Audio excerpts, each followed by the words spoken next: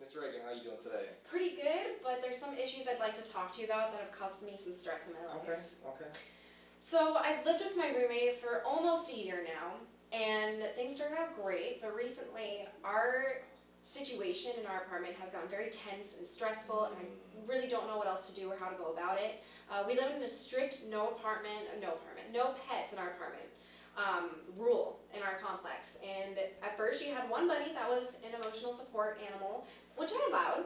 She had the paperwork for it, but she started to push me a little bit by bringing more animals in, to the point where now, months later, we have 13 snakes, a 67-gallon aquarium, a dog, and it's just, I didn't sign up for this. It's something that stresses me out every day, and because of that, she's starting to neglect the common area because she's taking time to care for all these animals. That clothes are all over the couch in the living room, and dishes are left in the sink, and I'm a very neat person, so it stresses me out. Okay, so you tried being accommodating in the beginning.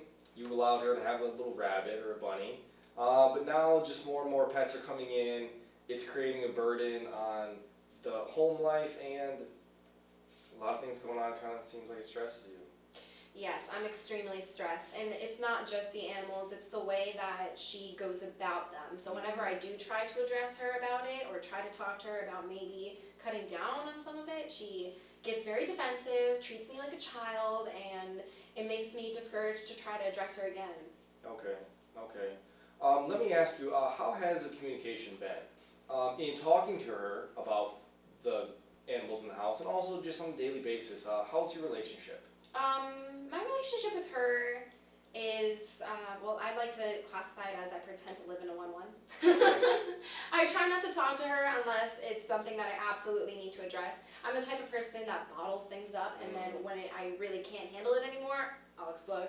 So that's not really good for the relationship that I have with my roommate, because I'll just keep quiet until something takes me off, and then I explode. So our communication is either all or none in an aspect. Okay. So when you talked to her last about the animals coming in the house, what was your approach? How did you try talking to her, and how did it go? Well, from my aspect, I tried, we sat down on the couch, and I told her that I wasn't comfortable with having these many animals in a small 2x2 living space that was causing me stress, and I opened up to her, and I really let her know how I felt. And immediately she was stating that she had issues, there was a lot of stress going on in her life, and the animals helped her cope, and that I needed to respect her as a roommate and back off in a sense.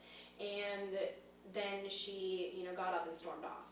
So I have tried in the past. That was the most recent time that I tried, and it was unsuccessful, and I don't know what to do. So you did communicate to her, and you told her that it was creating a problem for you, and she didn't really respond. No.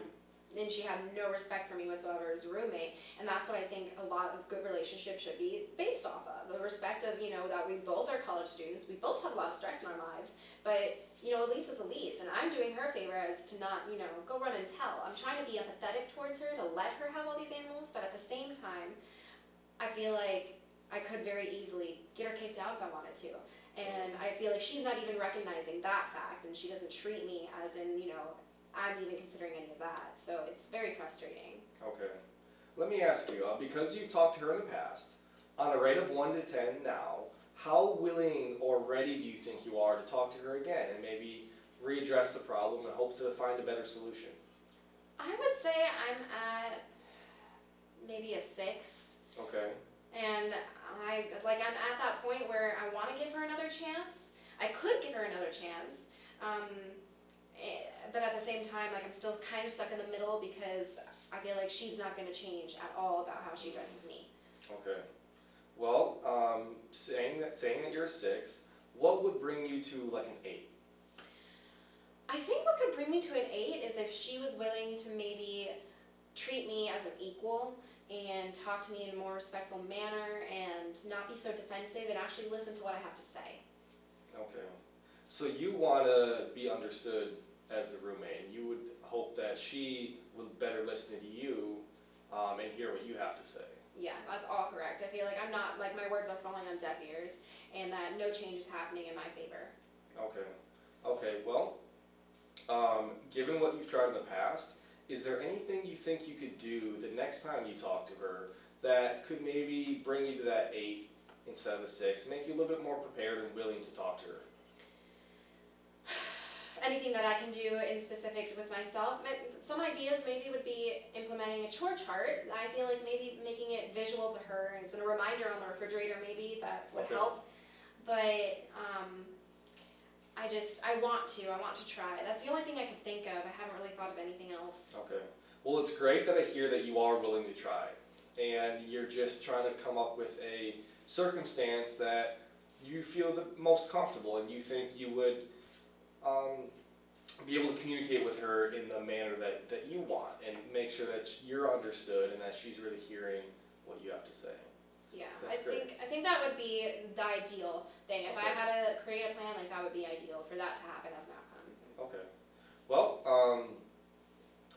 just to kind of summarize what you said, so you've been living with this roommate, she's bringing in a lot of reptiles, and that's creating a lot of stress on you. And you tried to talk to her a few times in the past. It sounds like you want to try to approach her again and come up with a solution, but there's just a little bit maybe in the way of that, or you just want to make sure the circumstance is right.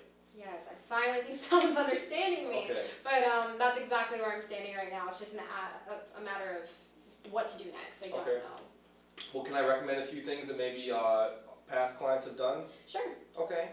Well, one of the biggest things I always hear in this sort of situation is if you can remove yourself from the setting that is where you're living now. If you were to take your roommate, go out to coffee, somewhere in a neutral setting to have the discussion, oftentimes clients find that helpful in the process. Okay. Or, for example, if you were to have a third-party friend, family member, come sort of just mediate the session. So there's someone sort of facilitating the discussion and can be a unbiased, just, third party to kind of mediate. Okay. All right. Those are some good ideas I'd be willing to try. Great, great. Well, why don't we say, is there a time you might want to come back in and check in and see how things went? I feel like after a week would give me enough time to maybe Okay. try one of those things. Okay, great. Well, we'll see you back in a week. Best of luck to you, and let me know how things go. All right. Thank you. I'm going to need it.